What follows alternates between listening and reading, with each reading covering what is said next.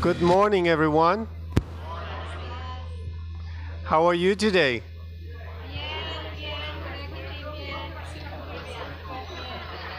Muy bien. Good. What a gift to be all together. 1, 2, get to worship together. 3, get to listen to God's word. 4, get to give for the kingdom of God. 5, get the communion. And on the top of that, this view. Don't you love it? God is good, huh? Let's start. We will be doing some songs, and then we'll get some announcements and all that. I pretty much gave you the order. We will take communion at the end and do a last song at the end as well. So if you're willing to, please stand. Not willing. If you're able to, please stand up, and we will do some prayer and worship. Feel free to sit down whenever you feel like, or stay standing.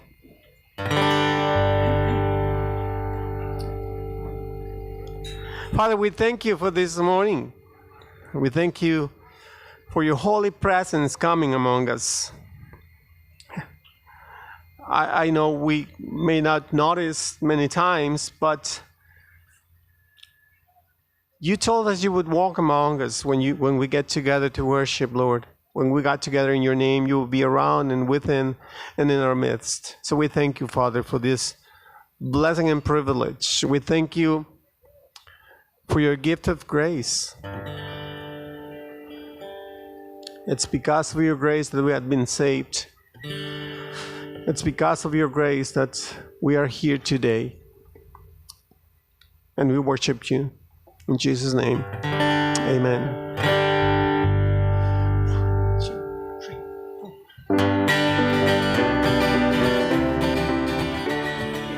So today is the last part of this topic on the two sons. I know we always read the topic for this story as the prodigal son.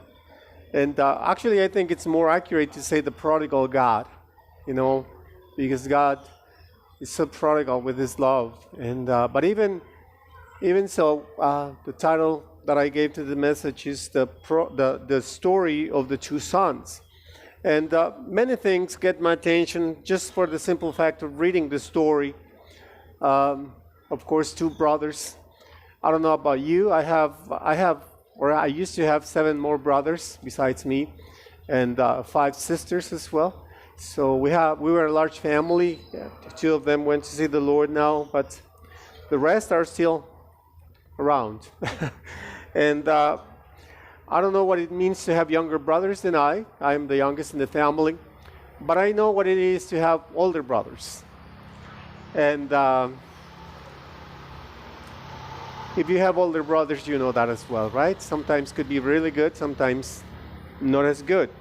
Anyways, yeah, they call me all kinds of names when I was little. They would call me la torta del perro. They would call me el coyote. I'm like, I say coyote in English. Torta del perro. I don't know, like yeah, the leftovers or whatever. Yeah. Oh well. Better not keep talking about it. Along this story, whatever I've been sharing with you, we've learned about how selfish the two sons were. We've noticed that they never really cared for the father's love or a relationship with the father. The only thing they cared for was for his wealth. That's the only thing they really wanted about their father. Many times,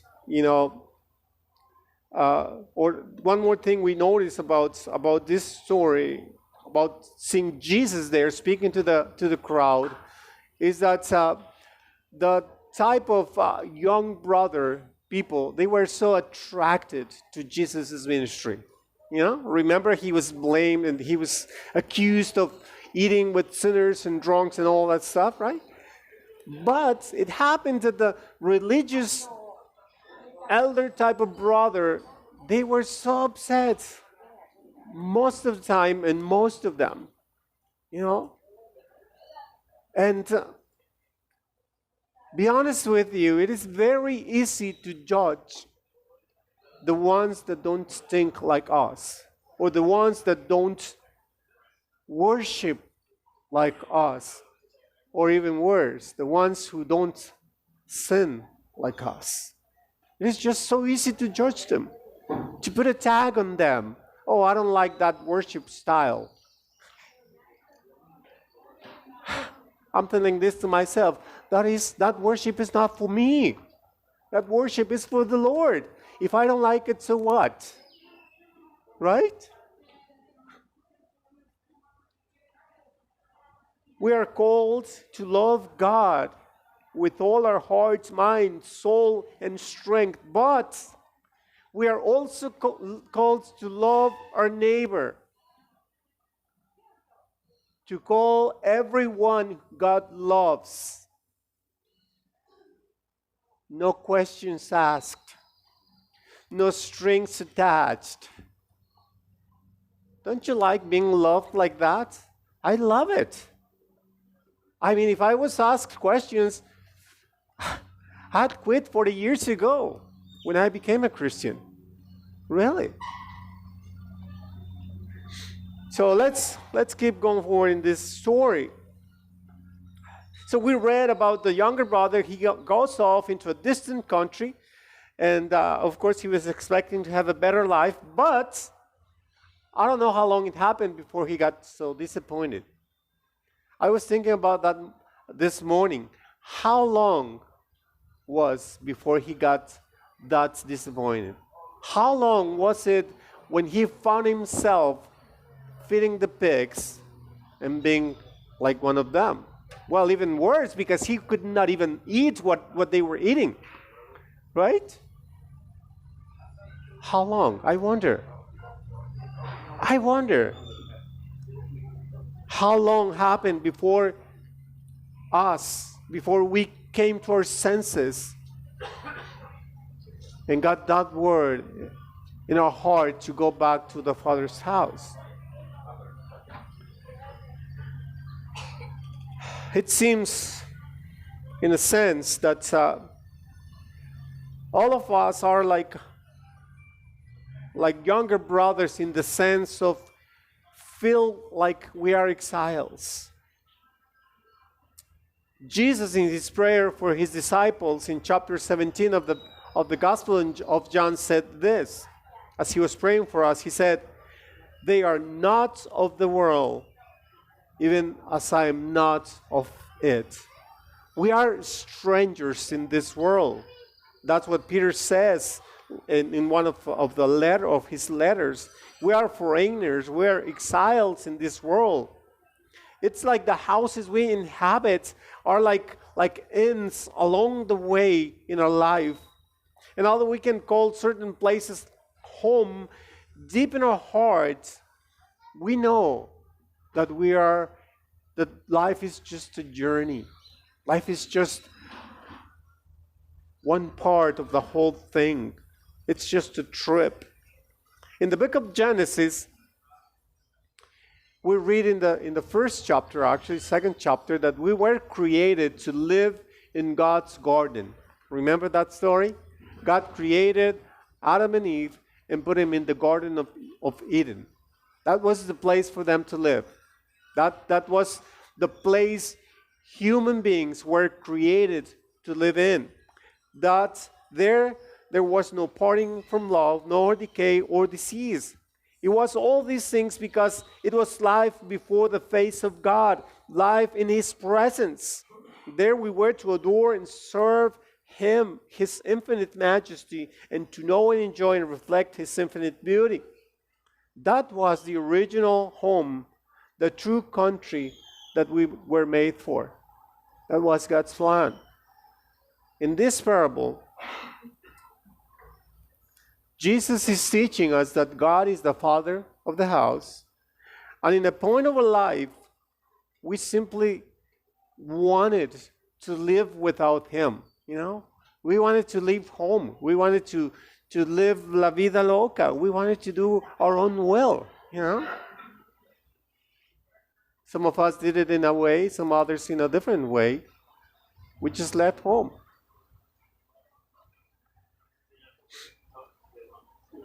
What was the result?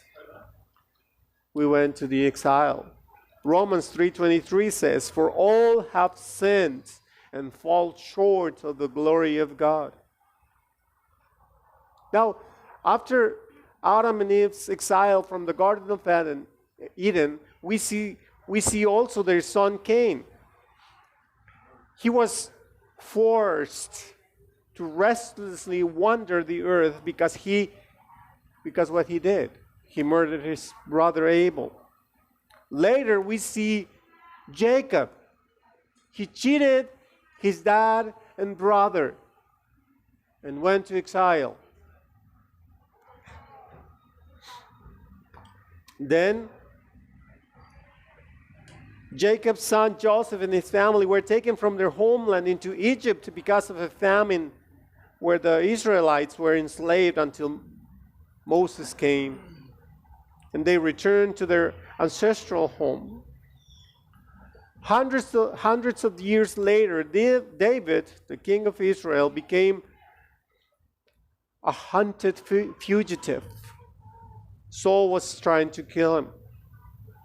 Then, after that, several years later, the whole nation of Israel was exiled to Babylon by, what's the name of that king?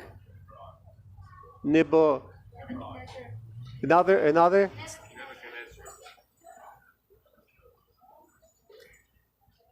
Yeah. They went to the exile over 600 years before Jesus. If we read the Bible, it's not coincidence that story after story contains or informs us about this pattern of exile.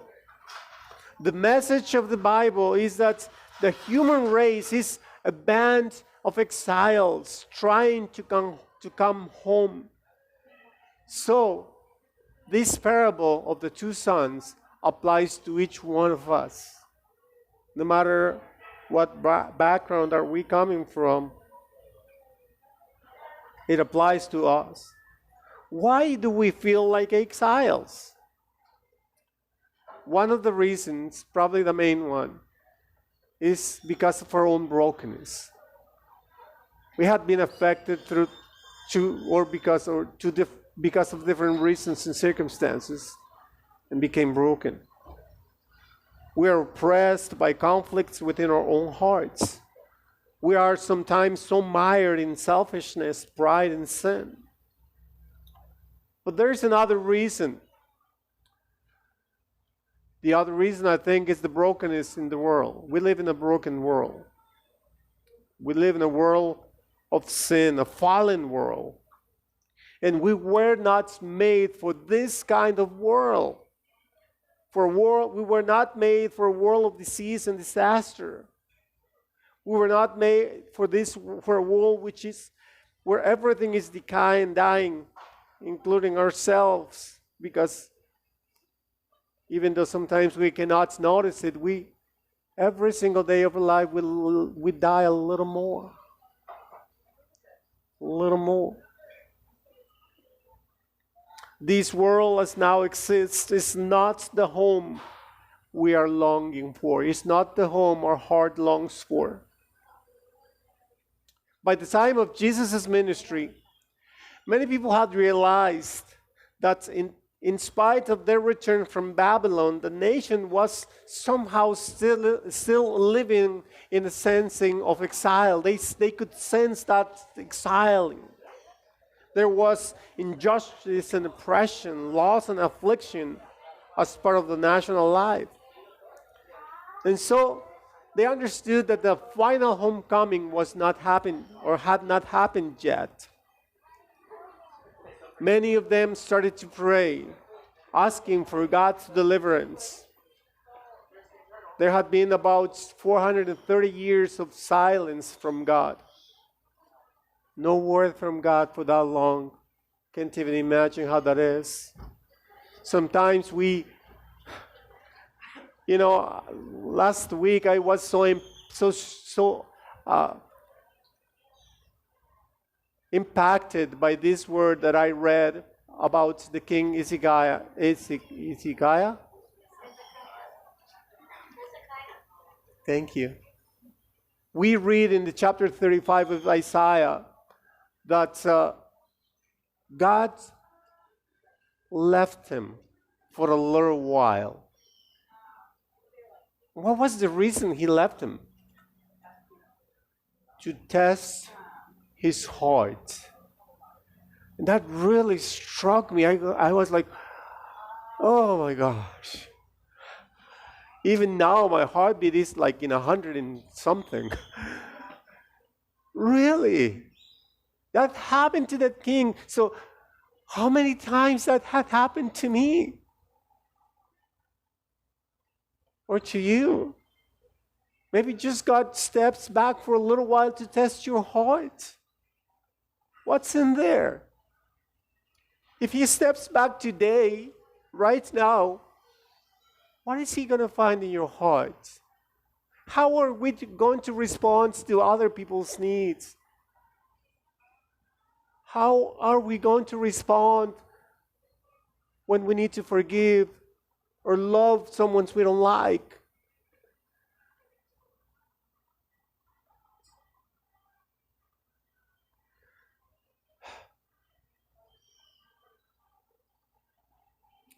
Many people started to pray to God and ask for His deliverance, but they were praying more for like a kind of a political deliverance, for a political liberation of Israel.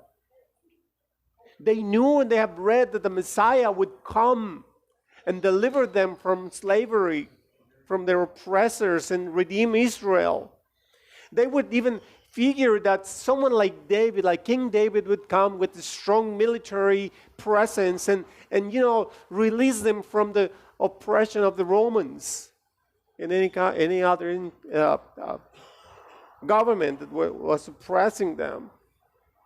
Then Jesus came. And he said, the kingdom of God is here. It's come. But in spite of the beginning, the people crowded around him to listen to his teaching, he didn't fit their expectations. Jesus was not born in the palace, but in the barn, in the straw, far from home. During all his ministry, Jesus wandered and settled nowhere. And he even said in Matthew 8:20, foxes have dens and birds have nests, but the Son of Man has no place to lay his head. Jesus remained completely outside of the social network, political or economic power. He never looked for academic or religious recognizing or credentials. And finally, he was crucified. Where was he crucified? Outside the city. Again, tells us about being exiled. Powerful symbol of rejection by the community. And even more, as he died in Matthew 27:46, Jesus cried out in a loud voice, Eli, Eli, lema sabachthani, which means, my God, why have you forsaken me? What an amazing cry of a spiritual homelessness. Jesus had not come to simply deliver one nation from political oppression, but to save us all from sin, from the evil from death. He did not come in strength, but in weakness. He came and experienced the exile that we deserved because of our sins. He was expelled from the presence of the Father. He was thrust into darkness, which is the uttermost despair of the spiritual alienation. And He did all that in our place, for us, for you and I. He took upon Himself the curse of human rebellion so that we could be welcomed into the Father's house. But He not only died, He rose back from the death on the third day and broke the power of death.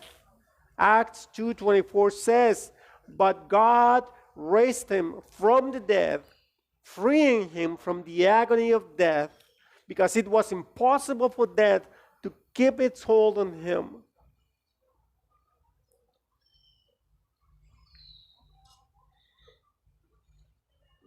Because Jesus paid the penalty for our sins, which is death. He has achieved a victory over the forces of death, decay, and disorder that kept the world from being our true home. One day, we don't know when, one day He will return to make complete this victory. Isaiah 34 verses 4, 5, 6, and 10 says, "Be strong, do not fear. Your God will come. He will come with vengeance, with divine retribution. He will come to save you. Then will the eyes of the blind be opened, and the ears of the deaf unstopped. Then will the lame leap like a deer, and the mute tongue shout for joy. Water will gush forth in the wilderness and streams in the desert. And those the Lord has rescued will return. They will enter Zion with singing. Everlasting joy will crown their heads. Gladness and joy will overtake them, and sorrow and sighing will flee away." I so love what we were singing earlier today.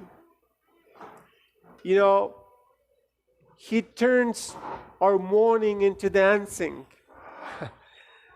Beauty for ashes, or gives us beauty for ashes. He turns shame into glory. He turns graves into gardens, bones into armies. If you're not familiar with that story, please read Ezekiel, I think it's 37, 38, somewhere there, about the bones becoming an army. That's what He does. That's what He's doing when He returns. At the end of the story of the two brothers, there is a feast of homecoming. So, also at the end of the book of Revelation, at the end of history, there is a feast, the marriage supper of the Lamb. The Lamb is Jesus, who was crucified for the sin of the world, so that we could be forgiven and be brought home. The feast happens in the New Jerusalem, the city of God that comes down from heaven to fill the earth. We are told that the presence of God is in that city, and so is the tree of life. Remember the tree of life in Genesis 1 and 2? So the tree of life is there, whose leaves now affect the healing of the nations. The tree of life, the same one that was there in the garden. At the end of history, the whole earth becomes the Garden of Eden. Death, decay, suffering are gone, and the nations are no longer in war.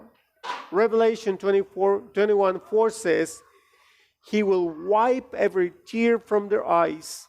There will be no more death, or mourning, or crying, or pain, for the order of things has passed away. Have you ever tried to picture how life in heaven is? Paul said that no eye have seen nor ear heard about what God has prepared for us. But I think still, knowing that, sometimes we try to imagine. Even 20 years ago, there was a song that said, I can only imagine. And he was trying to imagine, will it be like this or like that? And I don't know, probably it's not voluntary even, but sometimes we could think of being in heaven at some form of impersonal life. I don't know. Probably some of us have pictured ourselves floating around. Anyone here watched that movie Gravity? How you liked it? Oh gosh, I didn't know I had that phobia about getting lost in space. I don't go there that often, but I came out like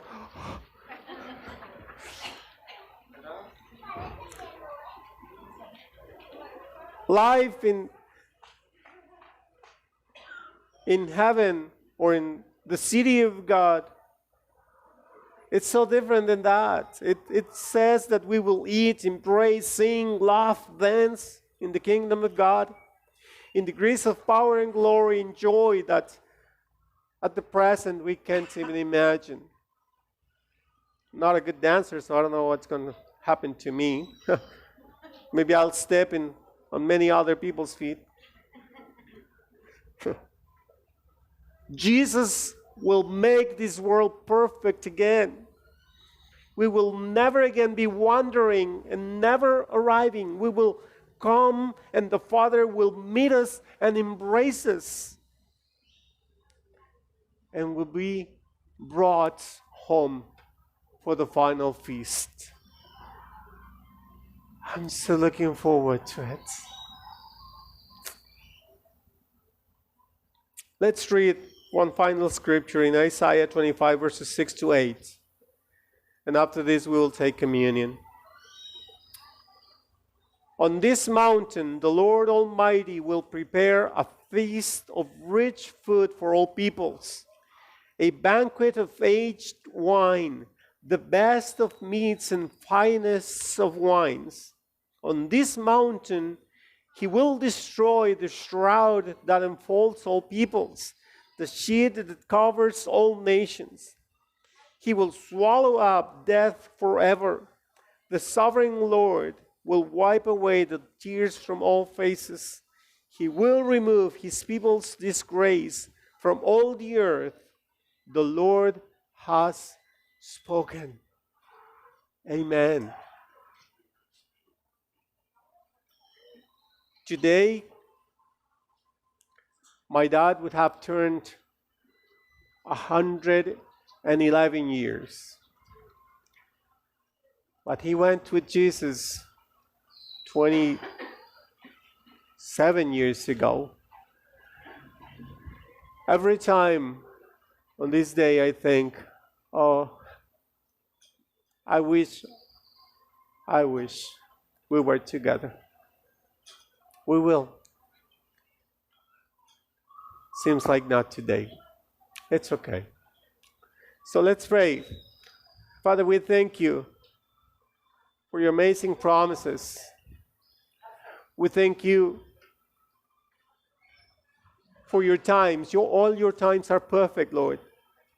And we know there is a time when all this will go away. There's a time when we will get to home, back home, where there's no pain or mourning or cry. nor death, where there's only your presence, your light, and your love, where there will be celebration, eternal life celebration, worship time forever. Thank you, Lord, for your promises that you have given us. In Jesus' name, amen. Jesus said, I am the bread of life. We are reminded that he came to give us life. He said his body was true food. He is the true bread of life. Thank you, Jesus, for your sacrifice. You offered yourself as the offering, as the sacrifice for our sins. Thank you. Let's eat the bread.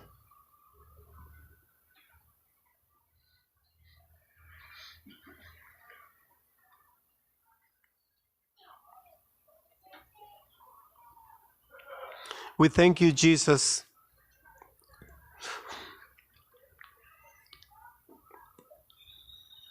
You came to rescue us at the price of your own life. You came to save that which was lost, and that is us. You came as the final and ultimate sacrifice, and your blood was enough to cover our sins, to justify us, and to open a path to the Holy of Holies, to the very presence of the Father. We are now able to approach the Father, to come to the throne of grace at any time, and be confident that you listen to our hearts, that you listen to our prayers, that you forgive our sins, because that is the reason you came, to save, to rescue, to redeem, to reconcile, and give life. Let's drink the wine.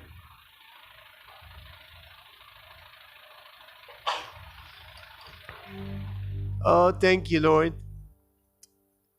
for welcoming us home, your presence. We can enjoy part of that promise right now by being in your presence.